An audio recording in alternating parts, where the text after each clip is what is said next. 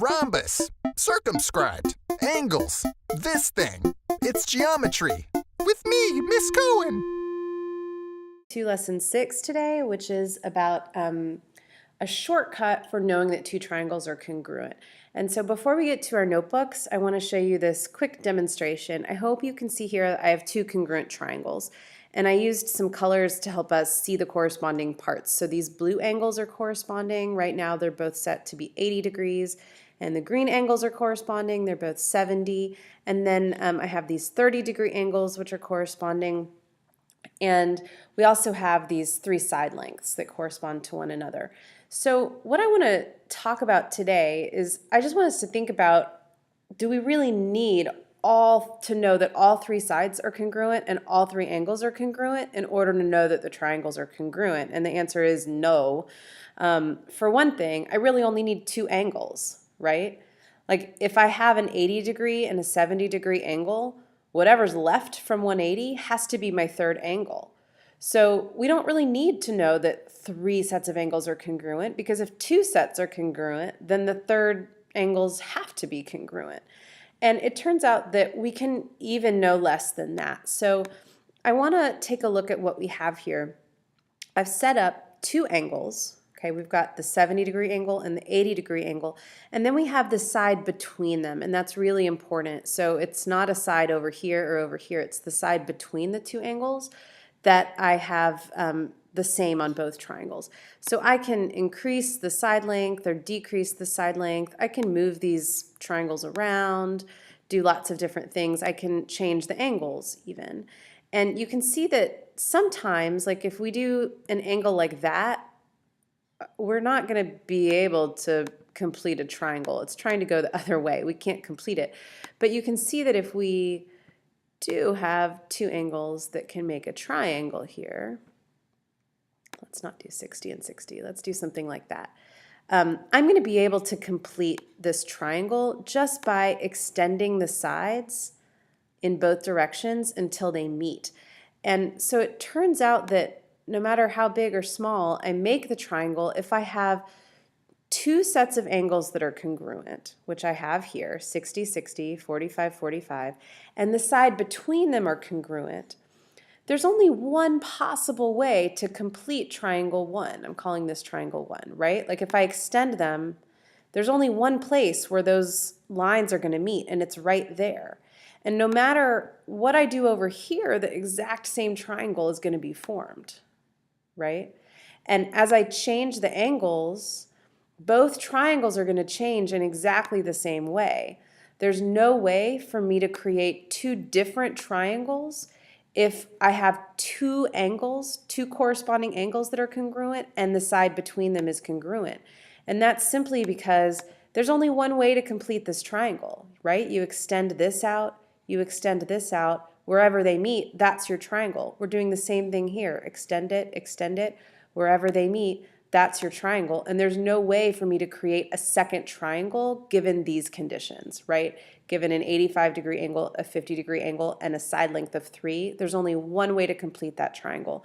And so today's lesson is all about how if you have two sets of corresponding angles that are congruent and the side between them is congruent, that is enough information to know that you're dealing with two complete congruent triangles. Today's lesson is Unit 2, Lesson 6, and it's ASA, and those need to be capital letters when you write them in your table of contents. So go ahead and fill that out. Unit 2, Lesson 6, ASA, and then I will reveal what ASA stands for when you turn to a new page in your notebook. Go ahead and get this down, pause if you need to, write today's date, 2/6. And then the essential question today is, what does the ASA Triangle Congruence Theorem tell you about triangles?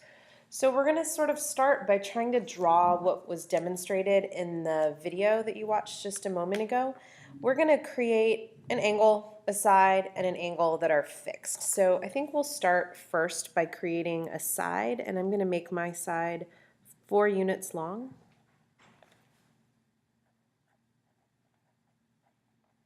So go ahead and do the same, 4 units. Let me zoom in here for you.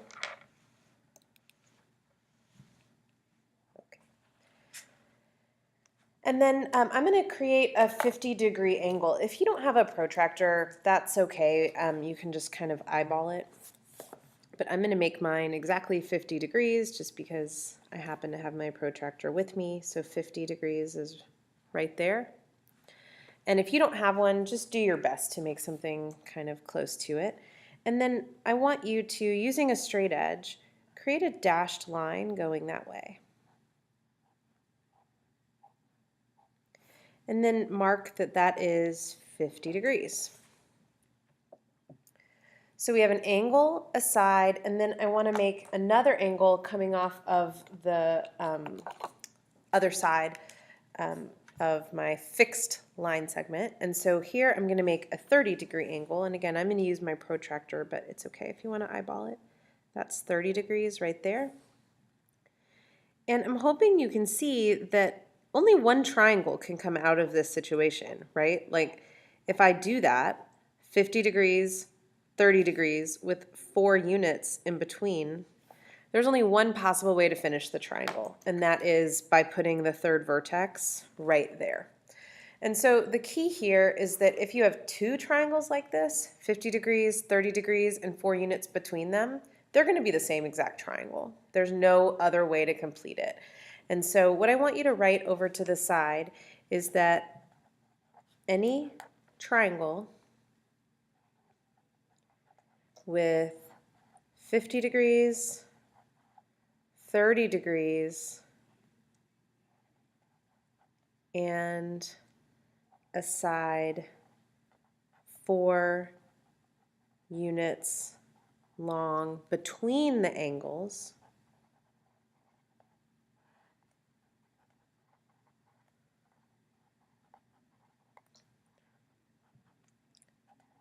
will be congruent, meaning the same size and shape,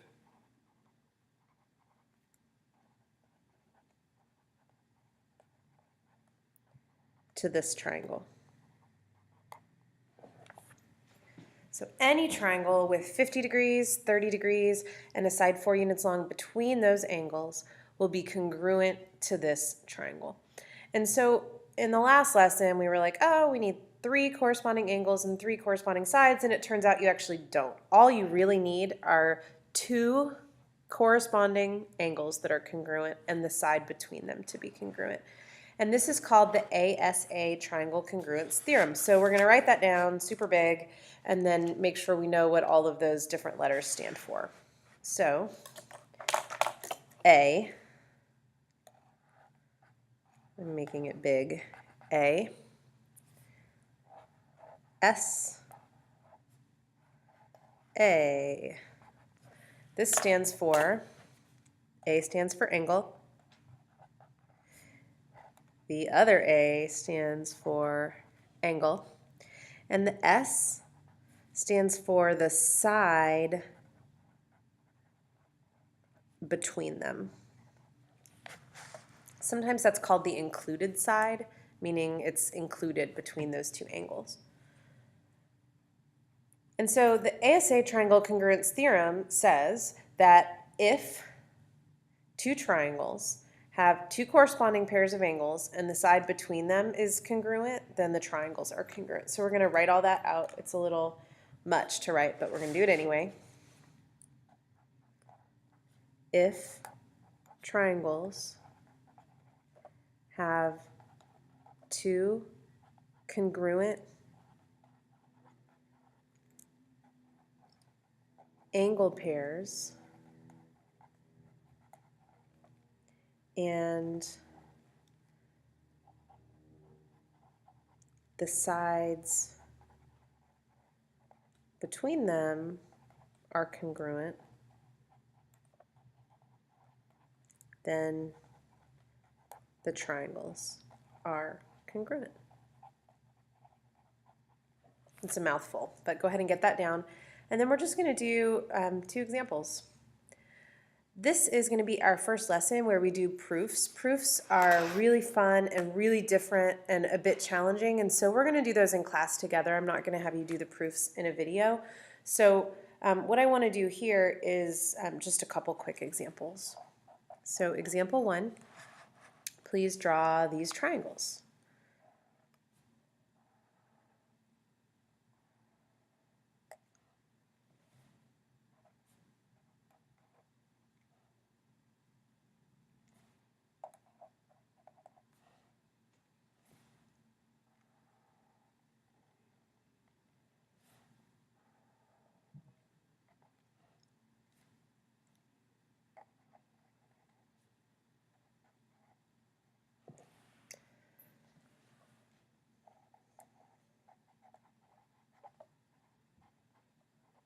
Okay, so pause if you need to get that down, but we have two right triangles here, and where you write all of the measurements is really important. So pause if you need to. But the question is, are these two triangles congruent? So we have a 40-degree angle and a 90-degree angle, a 40-degree angle and a 90-degree angle. So we have the AA part. The sides between them need to be corresponding and congruent. So over here we have 40 degrees and 90 degrees, and the side between them is 5 centimeters. So if that's the case on the other triangle, then we're dealing with congruent triangles. The problem is when I look over here, I have my 90-degree angle and my 40-degree angle, but the 5 centimeters is not between them. And so this triangle does not follow ASA. This would be AAS. So when you name them, you kind of go around sort of in a circle, A, and then the next item I get to is an AS. That's not ASA. Over here we have ASA. Over here we have AAS. And because they're different, they are not congruent. And the problem is that this is not between the angles. So here, even though they look congruent, they are not congruent. We're going to do one more example, and this one is going to be quite a bit harder. Example 2. So we're going to again draw two triangles, but this time they're going to be sort of connected. So what I'd like for you to do is draw, well, here, let's do it this way. We're going to draw a segment that's, let's go with 5 units long. And please use a straight edge if you have one. And then from there, we're going to basically draw like a parallelogram. I want you to go down 3 units and over 2 units, like that, and create an endpoint. And we're going to create another segment that's 5 units long here.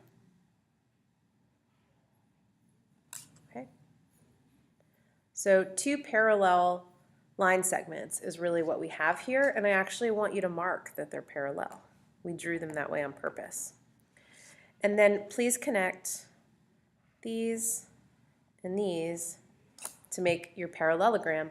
But this is a lesson on congruent triangles. So we're actually going to split this up into 2 triangles, and then we're going to see if those triangles are congruent. So go ahead and do that. Split them up into 2 triangles to see if they're congruent. And that's all I'm going to mark. So we don't have a lot of information here. We've got 2 parallel lines, and I want to know if I'm dealing with congruent triangles. And believe it or not, we actually have enough information to know that they are congruent. So we need ASA, right? Angle, side, angle. So what I'm going to do to make this hopefully a little bit more clear is I'm going to outline each triangle in a different color so that I can talk about them easily. So I've got my red triangle, and then over here I've got my green triangle. And there's something kind of interesting here, which is that the red triangle and the green triangle share a side. This side right here is in both triangles. That means they have a side that's congruent, right? This side of the green triangle, I don't know how long it is, but I know that it's the same as this side of the red triangle because it's literally the same segment. And so I'm going to put a mark there to show that those 2 triangles have a side in common, which means they have a side that's congruent. And so now I want to see if I can find any angles that are congruent. And the key to this problem is the fact that these 2 sides are parallel. Because if you think about it, I wish I had my highlighter handy. I'm going to grab it. Hey, this is a highlighter that someone gave me in class. So if you think about it, we actually have here two parallel lines and a transversal. Do you see the transversal? We have two parallel lines and a transversal there, and that means I know something about their angles. So I want to look for some alternate interior angles, and I can see that this angle right here, that's congruent to this angle because they're alternate interior angles. Do you guys see that, I hope? There's another pair of alternate interior angles as well. And that's because these two lines here also are parallel. So we've got here more sets of alternate interior angles. Those are also congruent. So over here I have angle, side, angle, right? One loop, one tick mark, two loops, and I have the same here. One loop, one tick mark, two loops, angle, side, angle, angle, side, angle. And that's enough for me to know that these are parallel. So we're going to, are congruent. So we're going to say congruent by ASA. And then I just kind of want to show here that we've got that angle, the pink one, the green one, and then the side that was one, oh, you can't see that, the side that's one tick mark.